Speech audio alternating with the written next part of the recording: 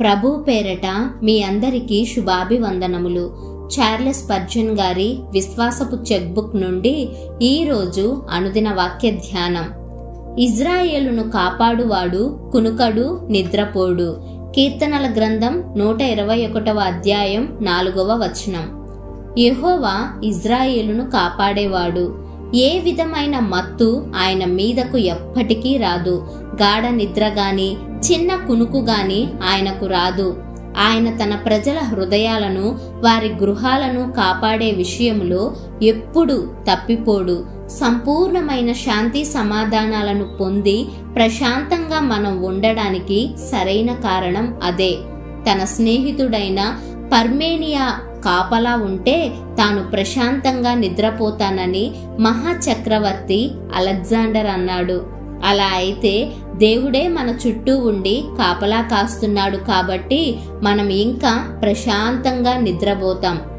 English బైబిల్లోని వాక్యాన్ని ఉన్నదున్నట్టు అనువాదం చేస్తే ఇలా ఉంటుంది: ఇదిగో ఇజ్రాయేలును కాపాడువాడు కునుకడు, నిద్రపోడు.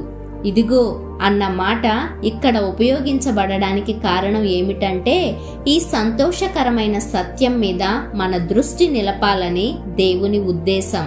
ఇశ్రాయేలు అని పిలువబడిన యాకోబు ఒక రాతిని తన తలగడగా చేసుకుని నిద్రపోయాడు.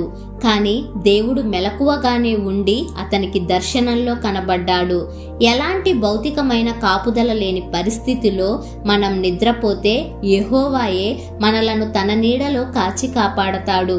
ఒక ధనవంతుడు తన డబ్బును, విలువైన వస్తువులను ఎలా భద్రంగా కాపాడుకుంటూ ఉంటాడో, ఒక సైన్యాధిపతి తన సైనిక పటాలం సహాయంతో పట్టణాన్ని ఎలా కాపలా కాస్తూ ఉంటాడో, ఒక అంగరక్షకుడు మహారాజును ఎలా కాపాడుతూ ఉంటాడో, అలాగే ప్రభువు కూడా తన ప్రజలను కాపాడుకుంటూ ఉంటాడు.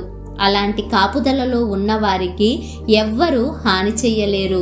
నా ప్రాణాన్ని ఆయన ప్రియమైన హస్తాల్లో ఉంచుతాను. ఆయన మనలను ఎన్నడూ మరచిపోడు. మన కోసం జాగ్రత్త తీసుకునే పనిని ఆయన ఎప్పుడూ విరమించుకోడు. మనలను కాపాడే విషయములో ఆయన ఎప్పుడు అశక్తుడు అయిపోడు. ఓ నా ప్రభువా, నన్ను కాపాడు. అలా చెయ్యకపోతే నేను ఇటు అటు చెదరిపోయి కూలిపోయి నశించిపోతాను. నేను నీ ఆజ్ఞలను అనుసరించి నడుచుకునేటట్లు నన్ను నీ కాపుదలలో ఉంచు. ఎన్నడూ నిద్రపోని నీ భద్రతలో నేను బద్ధకస్తునిగా నిద్రలోనే ఎక్కువ సమయం గడపకుండా కాపాడు. చచ్చిపోయిన శవంలా గాఢ నిద్రలో మునిగిపోయి తమ జీవితాలను నాశనం చేసుకునే వారిలా నేను నాశనం అయిపోకుండా కాపాడు.